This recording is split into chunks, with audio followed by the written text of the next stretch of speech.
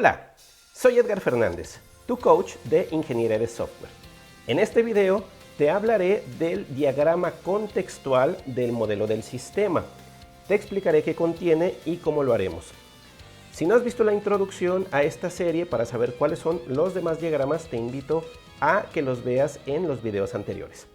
Ahora vamos a entrar en materia.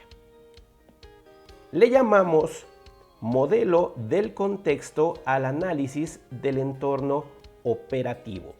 Esto es, si estamos desarrollando o vamos a desarrollar un producto de software, modelaremos e incluiremos un análisis de otras aplicaciones que están en nuestro entorno con los usuarios y dispositivos de hardware, con el fin de entender las interacciones entre ellos. Es decir, si nuestro software estará haciendo uso de otras aplicaciones para comunicarse y extraerles información, y lo mismo con otro hardware. ¿Qué funciones, qué interacciones y de qué manera nos vamos a comunicar con ellos?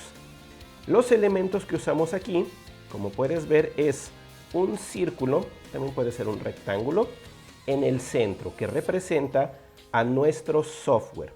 Nuestro software aparece en el centro porque es el que estamos analizando. Lo que queremos ver es qué está a su alrededor. Y a través de pequeñas cajas y rectángulos, los diferentes elementos de software externo y de dispositivos de hardware.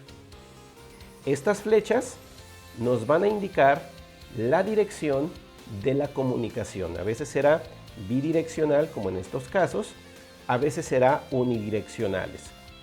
Y sobre las flechas escribiremos los mensajes, las funciones, los protocolos y los medios de comunicación. Es decir, de esta manera modelaremos y visualizaremos cuál es la información que intercambiamos con los dispositivos y las aplicaciones, cuáles funciones vamos a utilizar de ellos a través de las diferentes interfaces que nos van a proveer, de qué manera nos comunicamos con ellos, qué protocolo utilizamos o qué infraestructura se va a usar. Y del mismo modo, cómo sería esa comunicación.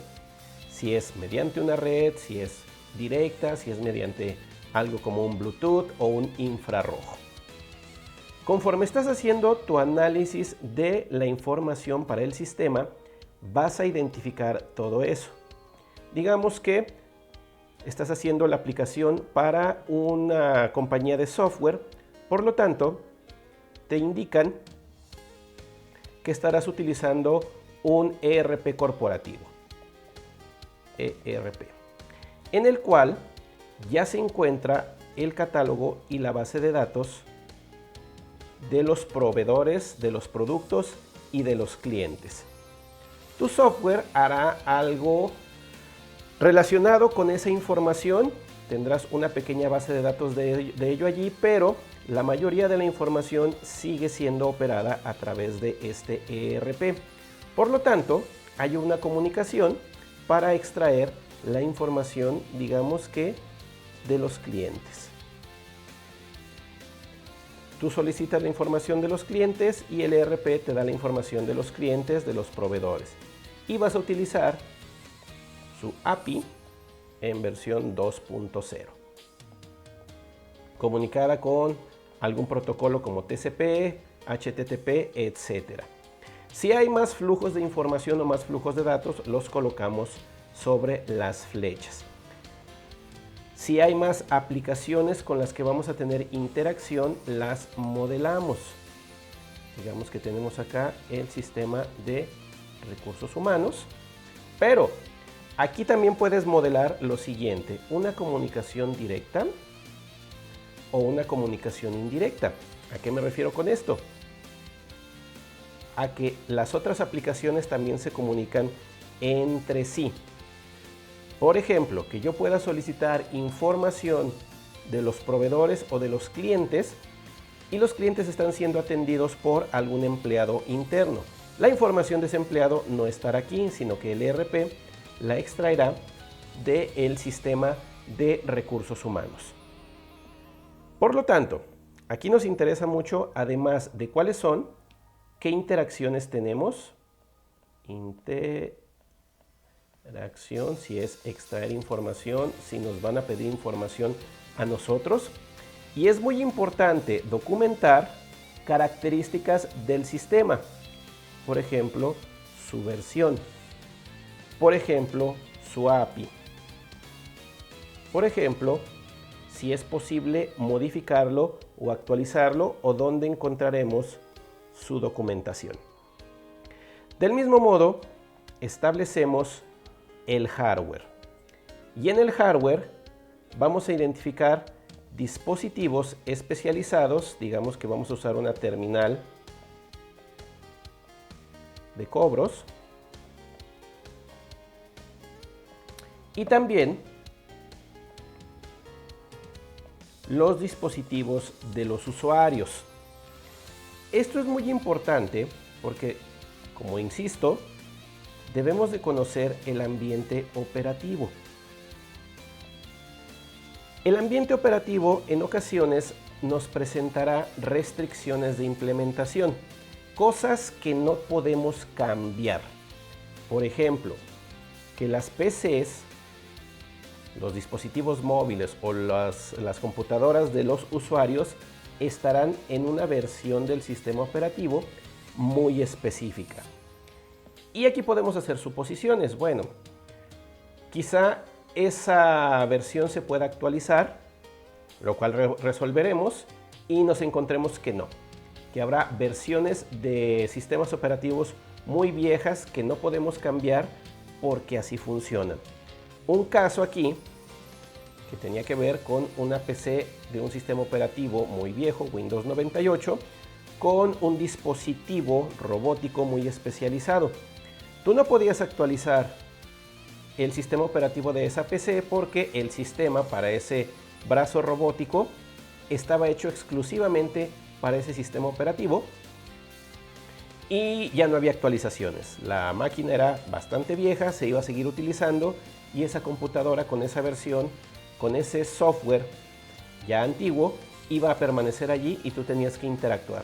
Se convertía en una restricción de implementación, pero ya la estábamos visualizando desde un inicio. Aquí también estableces qué funciones le voy a comunicar aquí, por ejemplo, pagar o cobrar.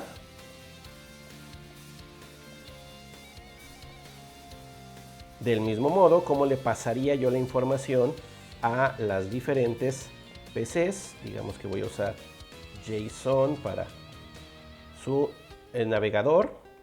Si hay navegadores o algún software muy específico que nos interese en el ambiente, también lo colocamos aquí. ¿Cuántos nodos puedes tener en este ambiente? Depende mucho de tu ambiente de operación, depende mucho de lo que encuentres en ese análisis. Pero es importante que lo hagas porque esto, además de las interacciones, nos permitirá identificar otras oportunidades. Por ejemplo, la de no duplicar información. Es muy común que las organizaciones hagan iniciativas de creación de sistemas que empiezan a replicar bases de datos y de repente tienes información de clientes en 1, 2, 3 o hasta 5 sistemas que no intercambian esa información. Por lo tanto, puedes encontrar estas oportunidades de mantener bases de datos consistentes, mantener bases de datos sin tanta duplicidad de información o aprovechar sistemas de software que ya están allí y que no es necesario duplicar las funciones también. Igualmente, las suposiciones en la operación del hardware, las suposiciones que no nos lleven a una deuda técnica muy grande y cómo está evolucionando este ambiente de operación. Este diagrama lo debes de estar actualizando conforme ocurren cambios, tanto en tu software como en el entorno. Si aparece un nuevo dispositivo, hay que agregarlo. Si hay un cambio en las versiones del software externo, agregarlo también. De este modo, sabremos siempre cómo mantener al día nuestro software e igual, qué impacto tienen los cambios que le hacemos con su entorno, qué impacto tiene una modificación del entorno hacia nuestro software. A continuación hablaremos de la vista de dominio, el lenguaje de la organización y la interacción entre esta información. Vamos a verlo.